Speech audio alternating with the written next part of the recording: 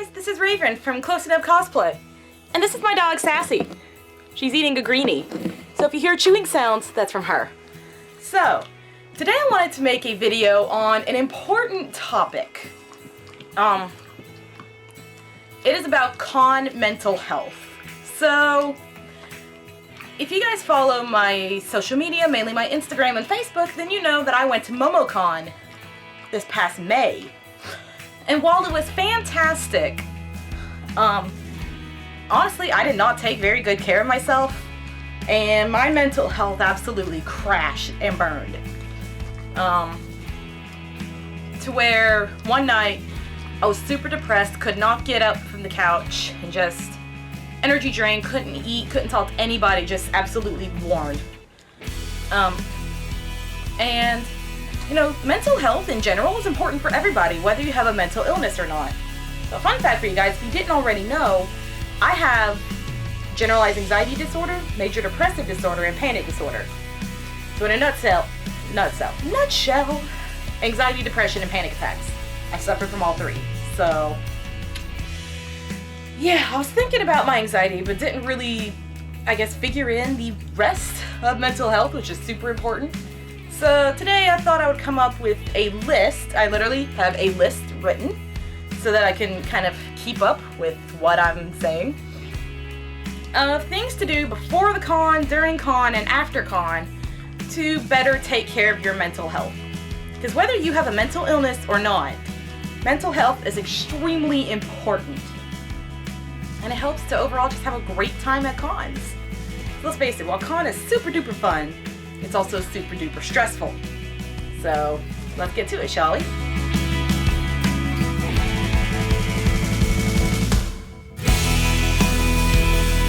So first we have before. What should you do to prepare your mental health before the con? So the number one thing is have a plan. So a few examples of like what to plan out is what things do you think could possibly trigger you while you're there? For me, and it sounds funny I guess, but my biggest trigger is crowds. My anxiety recently has been a lot more afraid of crowds.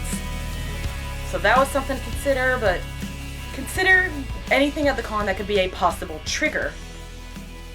And if you're going with friends, this is also really, really important. Plan things out with them. Make sure to plan meal times. Because, you know, adrenaline and endorphins are up, you're doing great, and you don't remember to eat, and then you get home and you crash. So remember to plan meals and eat. Eating is important. Drinking is also important. Personally, I got dehydrated. I didn't drink enough water, so that made me sick. Another thing you can plan with friends, the example I have written down is headlights. So me and my college roommates, shout out to Ariel, Ari, and Alex. Hi guys! We all three, like all of us, have some kind of anxiety of some sort. So we all knew that if we go to like a social event, that we need to watch out for each other. So we came up with an idea when we went to a Halloween party. It was like to have a safe word and a safe like hand gesture in case your anxiety is to where you can't speak. So we're trying to think of a word that we don't normally use in conversation. And we ended up coming up with the word headlights. So our safe word became headlights. And then one of them figured out that this is sign language for panic, which also looks like headlights. So, you know, if our anxiety was bad enough to where we felt like we couldn't talk or anything, we start doing that. So that's great if you're going with friends to a con, is to plan out like little safe words and gestures, be like, hey, I'm in trouble, I need to step out, whatever. And find out about safety rooms. Some cons, I know Conuga did this, Dragon Con definitely is the reason this happened. Some of them have safety rooms. They are rooms specifically designed to be away from a lot of the con stuff. And it's supposed to be like, it's like a safety room for if someone's harassing you or stalking you. They also advertise it for people with anxiety, autism, depression. Like if it's extremely overwhelming, they can take you to the safety area and help you to calm down. So find out if your con you're going to has safety rooms. which I didn't see for MomoCon. They may have, but I don't know. I know Con Nougat definitely did, and Dragon Con started it all, so consider that. Oh, and prepare a kit. I say it in quotes because it's like, you know, pack things that you know will help you or help you to feel better if your like anxiety is going up, which mine does quite often. All the things you know will help you to calm down, breathe, relax, whatever. So examples that I have written down are oils and a cube, which is exactly what I brought with me to the convention. So I have essential oils that I use to prep myself for anxiety.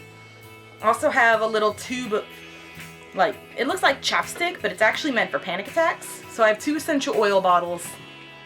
And then I have my fidget cube, which helps me to, like, channel my anxious energy. So those 3 things are what I brought with me. That was my kit. So your kit can be whatever you feel like you need for your mental health. It could be like, you know, a bottle of water or stuffed animal or, I don't know, a picture of your cat. Whatever works for you is what's important.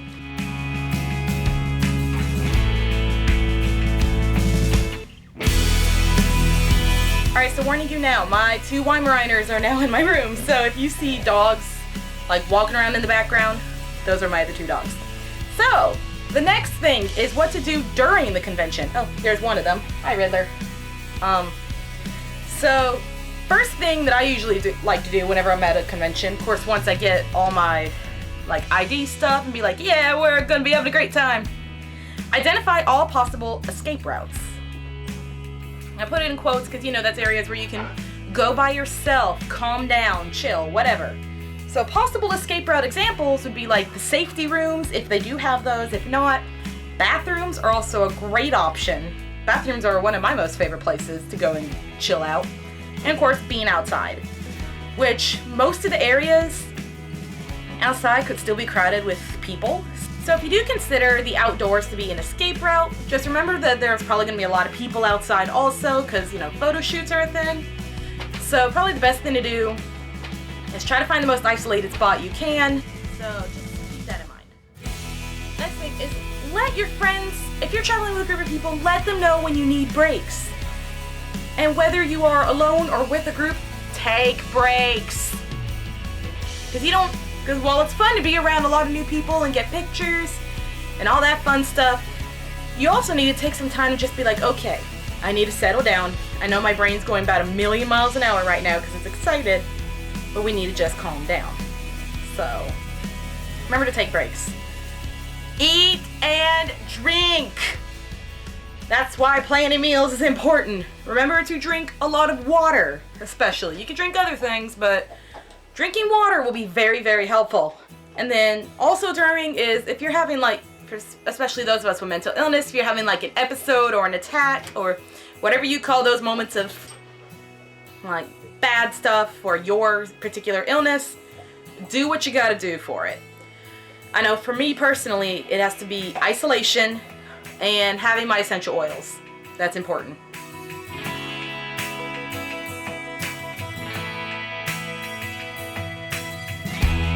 And now after the con, also very important stuff. So one thing that I listed is something I used to do after therapy, and that was called decompress. So when you're decompressing, you're basically taking time by yourself and just let the emotions run through. A lot of times what I would do is for like the next 30 minutes or so, would be by myself listening to music. That's something that I personally really enjoy doing. And I try to stay away from as many people as I can. Unless I'm with good friends, then I'm okay with that. Remember that momentary isolation is okay, but don't keep yourself isolated for forever. Because, you know, the people that you care about still care about you. So remember that. Shower. Showers are great. It kind of gives you a mental reset button. Like I remember coming back Sunday and, you know, I was doing great. I was in the shower, singing a little song, doing a little dance, having a good time. And then, boom! A wall of exhaustion hit me. And it was like, Raven, you're tired. I'm like, really? So, but showering also makes you feel less gross because, especially if you're a cosplayer, you know, you've been in makeup and in your costume, you've been sweating, especially if it's hot, and you just feel super icky and just want to get all that off and be fresh. Showering is great. And the last thing is also eat and drink, especially the drinking part. Because I really didn't eat and drink much while I was at the con, and this was my own fault. I really wasn't hungry whenever I got back. I didn't eat dinner until about 9:30 at night. But I drank a lot of water because I really did not drink enough, and I really should have. So remember to do that, especially drink water. So yeah, those are my tips on how to take care of yourself mentally when you're at a con. Because cons are super exciting, they're super fun, but remember that you need to take care of yourself on top of that. Because if you can't take care of yourself, how can you go and do these cool things like going to cons? So I hope you guys liked this video. Please give me a thumbs up, like and subscribe if you want to see more interesting videos from me. And let me know in the comments below what you'd like to see next. I do plan on some Yuri on Ice dance videos. Those are going to be coming out. I may have a Voltron. I'm not sure yet, but we'll get there. So hope you guys have a great day, and I'll see you later. Bye!